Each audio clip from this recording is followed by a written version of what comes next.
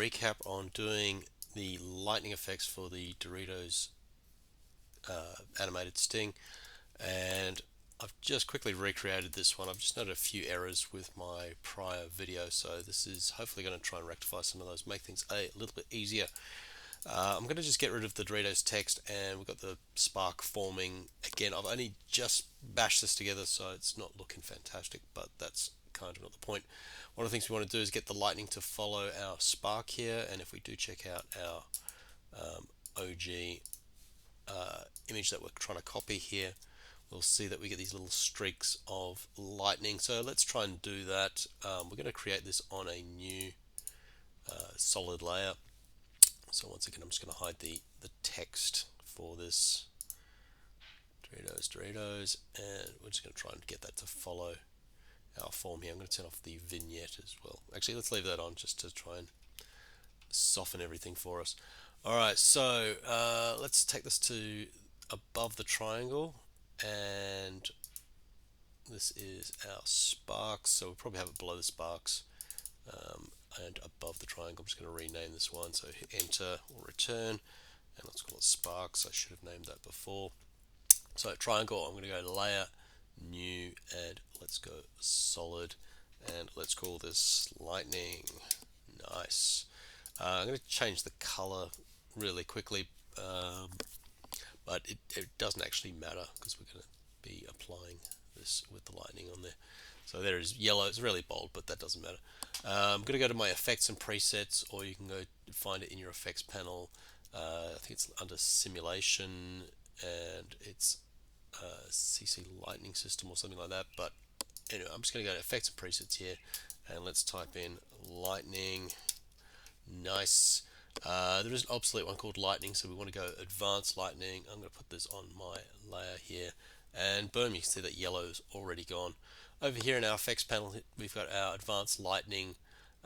We've got lightning type. I'm going to go straight down to two-way strike, and what that allows me to do is grab the beginning and the end points, and hopefully you can kind of guess what we're going to be doing with this. Is we're going to be animating the beginning and end points. Before I get too carried away, let's just do a couple little changes to this. We want to make sure we get our first bit of lightning looking how we want it before we start duplicating it.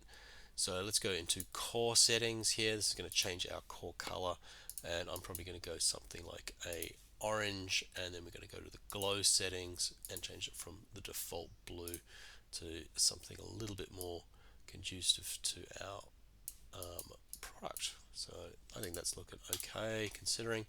So let's minimize those. Conductivity state means that you're going to be allowing it to animate. So I might do a little bit of that right now. I'm just going to hit the stopwatch at the beginning. I'm going to take it to the end of my timeline, and I'm going to just put a little bit of motion in there, and then just hit the play button, see how it looks. You don't want it too crazy, but that kind of works.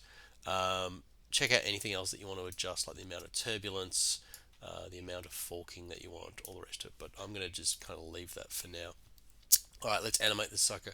So I'm going to find where my starting position is, where that little glow happens, and then that starts moving up with my spark, and that's kind of what I want to start animating. So I'm going to get my starting position there, and I'm going to go on my advanced lighting. I'm going to go to origin, so that's going to be our start point. Here's a little target system, and I'm going to smack that on there.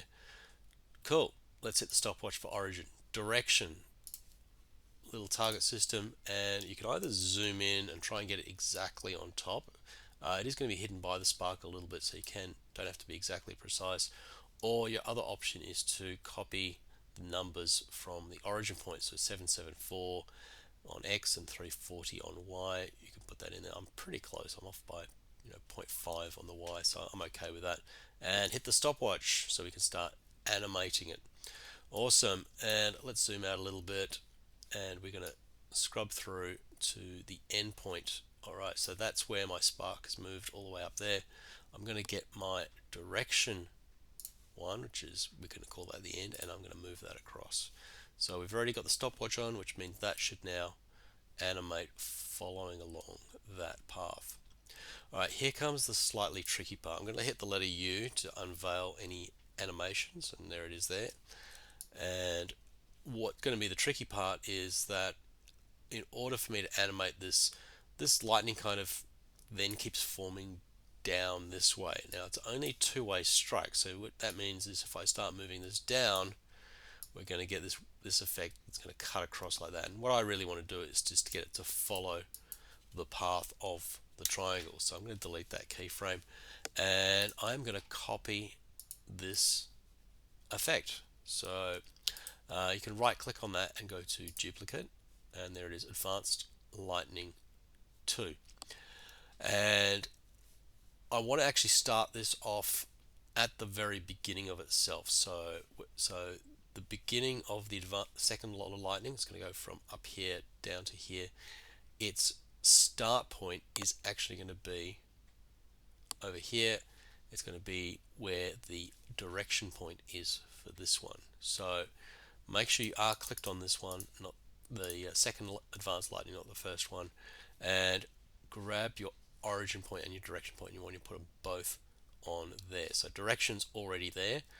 All I'm going to do is grab my origin point and scrub that in and place it over the top, or once again copy it from there. So basically they're both there. Now what you're going to see, if I scrub back, we're actually not going to see the first one. Now if that is the case, and this will be the case in most cases, you will need to go down to the bottom and put check on composite on original. Actually, sorry, that's for the second one. So as you build one, first, second, third, just hit composite on original, and that will composite on the original, which is the advanced lightning. So it's going to allow for both of those. So that's going to allow us to see the first one forming, and then from there we're going to get our second one.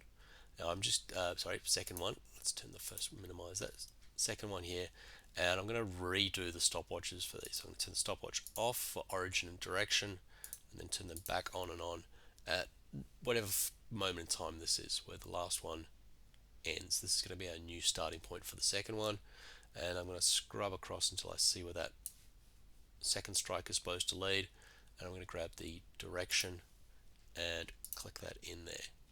So there it goes there. So now what we should see is that lightning forming through there and down there. So it's actually 2 bits of lightning.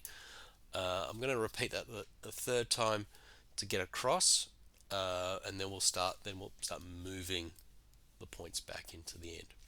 So let's do that again. I'm going to minimize that, right click, duplicate. There it is, advanced lightning 3.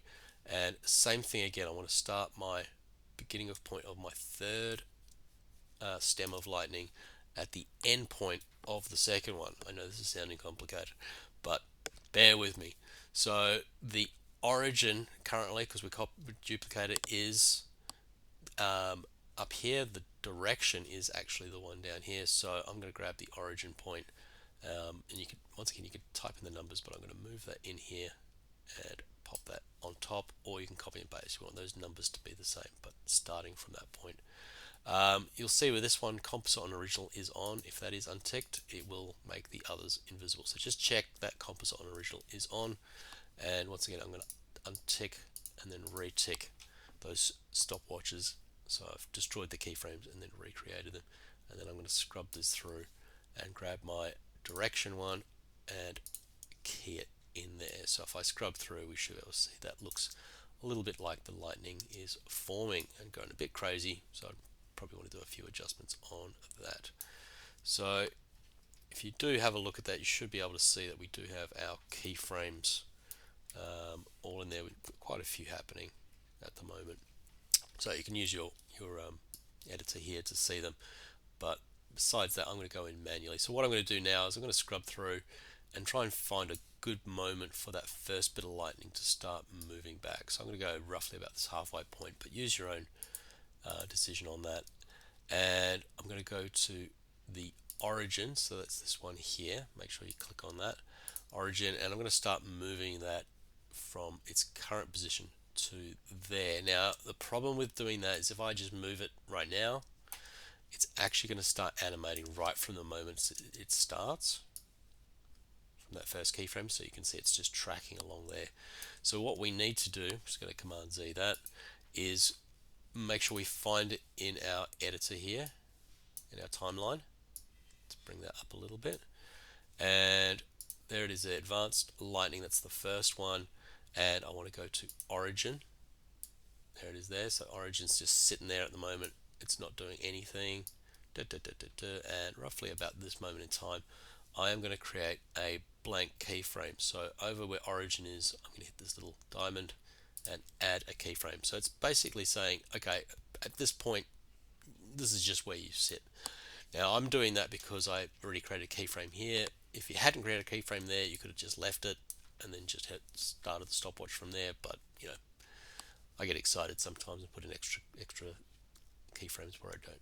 Alright, so that moment there, we're going, okay, you are sitting right there at this moment in time, and now I'm going to scrub forwards, and then once again I can either manually drag that and try and pitch it exactly to the top, which I've done a fairly close job there, or you can manually type in and copy the origin to the direction point. So there it is there, hit that spacebar, tap tap tap, and you can see it's now following back.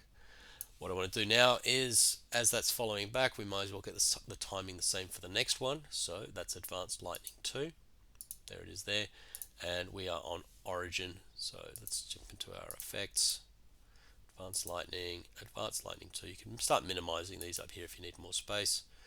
And we want to animate the origin point. So I can actually see the keyframe for my direction is ending there. So I'm just going to go to origin and let's add a blank keyframe. Or as I said before, you can just turn on and off your keyframe, but we just need to get say, hey, that's the starting point for you to start moving. And let's move that to where it's going to go to. And I'm going to manually move this. If I get it perfect, it'll be fine. And then we should be able to see these two numbers should match up. Slightly off, so I'm just going to type that in 604. Cool, and 524, I've got that one, so I'm matching my origin. So they're just standing on top of each other, and now if I scrub through, that should look like it's tracing through. Wow, complicated.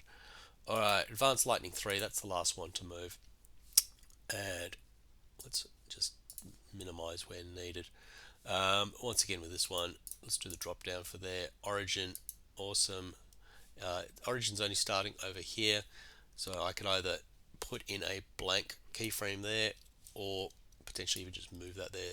There's no keyframes prior to that, or just turn on and off the keyframe. But we're saying, okay, this little point here, this little origin point here, from this moment in time until this moment in time is when we're going to move. So let's move that one back, pop, pop, pop, and pop that, and exactly on there. I'm just going to check the numbers are pretty close. Slightly off, so sometimes you get it straight away, and that should be spot on there. So let's have a quick recap on that. Yep, lightning forming, and that mostly works. Nice. Cool. Alright, so that is slightly different to the other ways that I've shown everybody. If you do need to play around with some other effects and stuff, please do get in there. As I said, we've just got 3 lightning effects on here on a single layer. If you needed to, you could apply some different effects. And of course, you can also play around with things like the turbulence. And there's a heap of weird and wonderful things that you can play in with these. But these are 3 separate lightning effects, and they are just simply animated. First one's going from here to there. Second one's going from here to there, third one from here to there, and then we are moving the origin points back as required. So a little bit complicated, but hopefully that makes a little bit more sense for everyone. Alright, we'll catch you later. Ciao.